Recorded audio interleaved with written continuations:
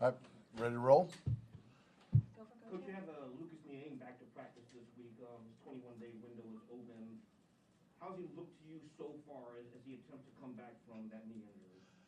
Lucas has been working really hard with our training staff and the nutritionists and doing all the right things that way. Yesterday was the first time we got to see him out there on the field.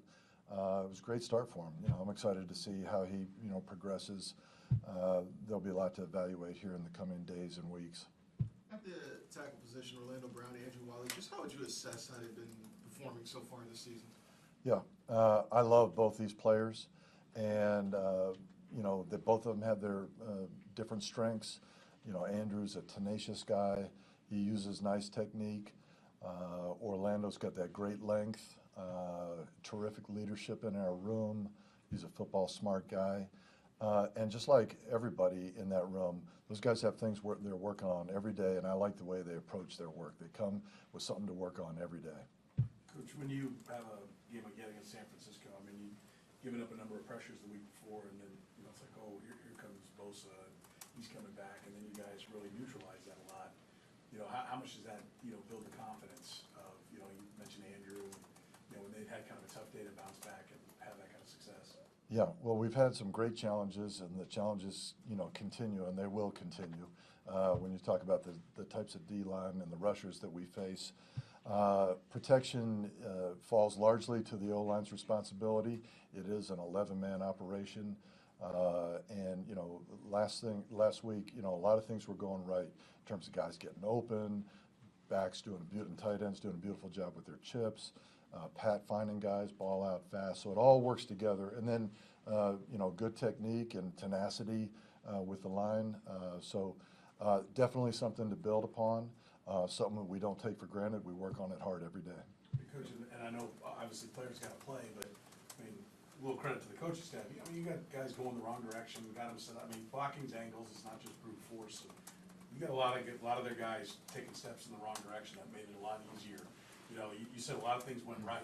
Was that about as right as it can go from what the plan was and having it come to fruition on the field? Yeah, I mean, when you're talking about great players, and again, we're going to face some great ones this week, as coaches, one of our jobs is to put our guys in the best position to win. And if we see something where we can gain an advantage, we're going to try to do that. And for us, it's a lot of fun when things do work right. Like, oh, that's kind of how we pictured that. And so there were a number of those things. They didn't all go that way, but there's a number of those things. And, yeah, we feel good about that. Andy, after the game in San Francisco, gave you credit for identifying the jet sweep to be maybe a positive play against the 49ers. I just wonder, misdirections, reverses, jet sweeps, how much is that your responsibility as part of the offense, and how much do you enjoy sort of finding those maybe windows of opportunity instead of just going the traditional forward and blocking scheme?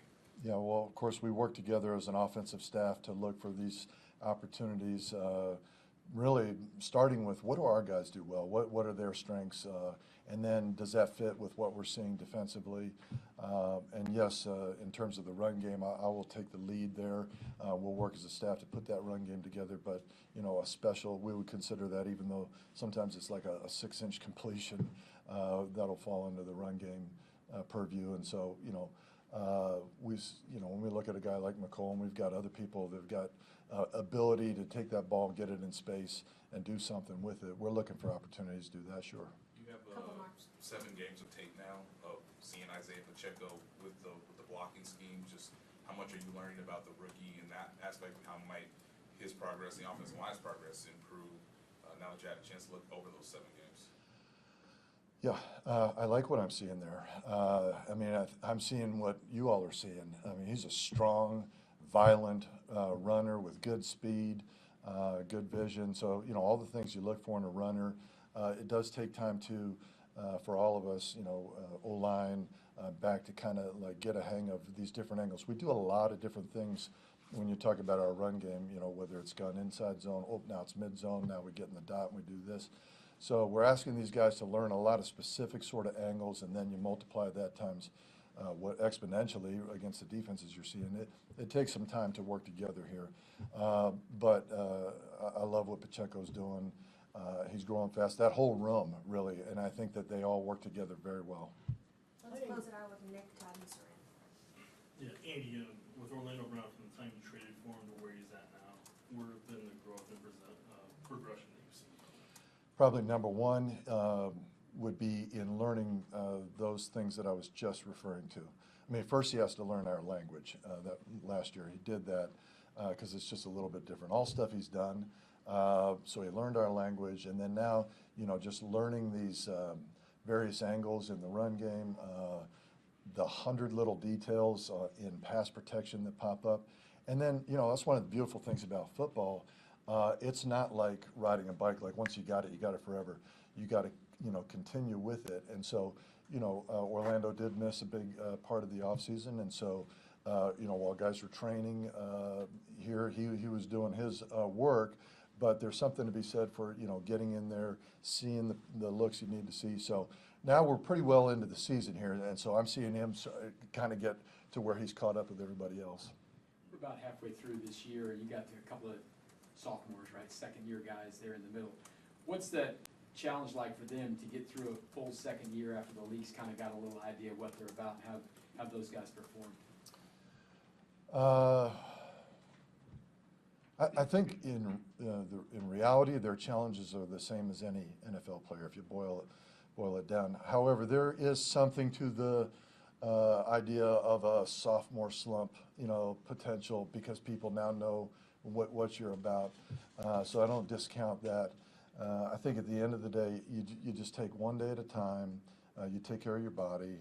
You get out there and you take care of the job at hand.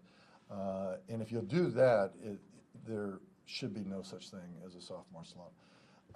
When you talk about Creed and Trey, these are excellent professionals. I feel like we really struck gold in getting these two young players here. I love how they work. Is it difficult? I mean, everybody kind of uses a lot of running backs now, and you guys are using all your backs, and kind of what Nate was talking about with the protection. Several games ago, there was one where like McKinnon chipped. It looked like maybe Wiley was setting like he didn't know that help was going to be there. I don't know if he did, but he kind of knocked, I think it was knocked Von Miller kind of right towards the quarterback. How is that, how do you get that chemistry when you don't have many padded practices and all that, and you've got so many different backs that are playing, and how do you get that chemistry that everyone's on the same page, whole line with running back on what all's being called? And how each guy operates. Yeah, through playing, but switching the backs, I don't think changes it that much. In a case like that, and it happens from time to time, a tackle, you get locked in, you get laser focus on a guy like Von Miller or whoever, and you forget a detail, like, okay, how's he going to react to a chip? And the answer is not, don't chip him, right? It's like, hey, man, we're going to chip these guys. So how's he going to react? And so that's where, hey, sometimes we got to learn from that mistake and come back and say, all right, next time you're going to play just a little differently. Now, as a tackle, one thing you do is you set a guy like you don't have a chip, but because you may lose it back to protection, he may have to block a blitzer. But you understand that if there is a chip, this is how he'll react.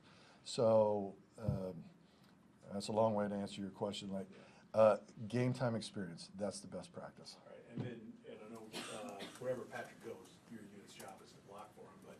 But we've watched him kind of evolve. How has he evolved, and using his athleticism, but using it in a way that helps his line, and not drifting too far back, stepping up. I mean, how do you see his evolution? Has he made it easier for your guys? I'll tell you,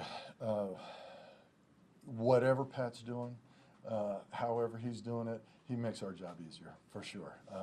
And we're all excited about how he does it. I know that he works harder than anybody on his fundamentals, his footwork, his pocket presence.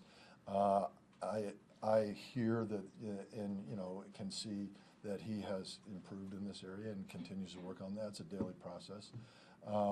But wherever he ends up, man, we just got to stay between our guy and him for as long as it takes. Thanks, everyone. Thanks, Yeah. Coach. All right.